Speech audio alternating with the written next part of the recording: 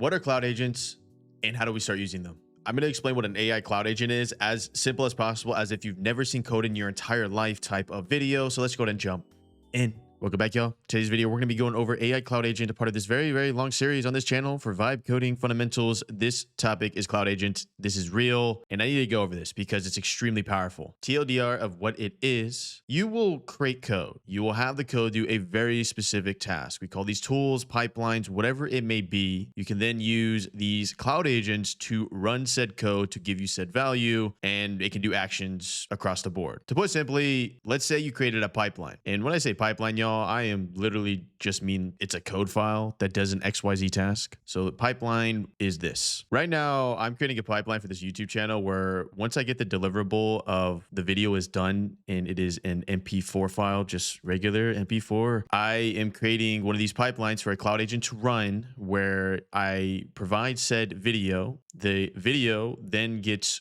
transcribed. So we get the transcription. What does it say? Transcription. And on top of that, we get vision context that is grabbed. How is this being done? Simply using open source frameworks. What does open source mean? That means like it's free code that can do a very specific thing. One is FFmpeg. This is just a name, like McDonald's, buying a Burger King, buying a Big Mac at McDonald's. It's just a name. What is a Big Mac? Literally a burger, right? What is FFmpeg? It has the ability to take a video file and get screenshots from it, or just literally images, right? Break it down frame by frame. Point being is that in this specific pipeline, and I can keep going down this, is that it will get the audio file, transcribe it using a open source framework called Whisper, and then another one called FFmpeg to get the vision context of the images, and then the end deliverable is the titles, the description of the video via the transcript, and then on top of that, the thumbnail of the video via images congested into a thumbnail prompt. Point being, this is a pipeline. This is an example of a pipeline. Right now, this pipeline can be ran in two different ways. So we got two different ways we can run this code for the end deliverable of, hey, I got all the things I need to post a YouTube video. What is even crazier is that if you clicked on this video, you look at the description, you look at the title, this was all generated via this pipeline. Point being is that there is a local way of doing this. E.g., you're on your computer right now and you're talking to Cursor,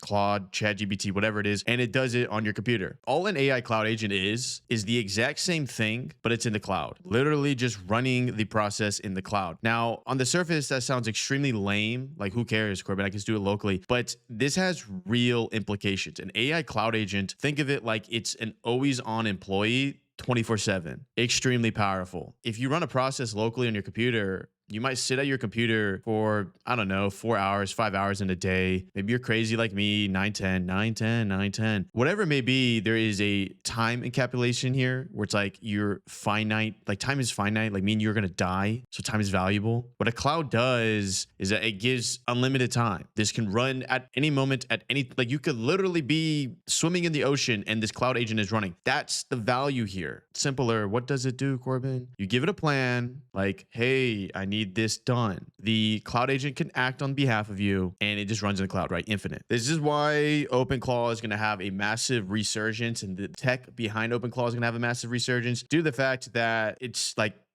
if you know how to use it, it's extremely powerful. This can be done locally as well, right? But the point being is that the way you think of an AI cloud agent is you already have associated labor, and especially if you work on a laptop. Like if you work and your work's the like software, like you're just typing in like Google Drive and Google Calendar, like this situation, cloud agents could do a lot of your work now. Where do you run cloud agents? Anywhere in the cloud, Google, Amazon. You could run it via Cursor, like they use the same servers. But the point being is that it's a very real thing. And in action, here's another specific example, right? Let's say we're building out a software and, you know, I want to go eat Chipotle. There is a very specific bug that I require, like that came in through a ticket, like the customer's like, I can't log in, right? So it makes the plan of like how it's going to fix said bug. And then it will execute and run the logic where it writes the code and then opens this bug or this PR, pull request, fix the login bug, okay? This entire process can be done in the cloud while you're away from your phone and laptop. I mean, this is like an insane unlock, y'all. I think this really became possible. Like this is always theoretically possible, but the models weren't there yet. This really came possible once we got Opus 4.6 in November of 2025. But who cares? Basically, if you care about your time, you're going to care about this, because what this can do is everything displayed here where it can fix bugs, write features, research, refactor code, write docs, routine tasks, everything of this nature. Right now, I'm actually using it to make a whole new feature set on Thumbio Studio, which is a software I run for teams, and the ability to create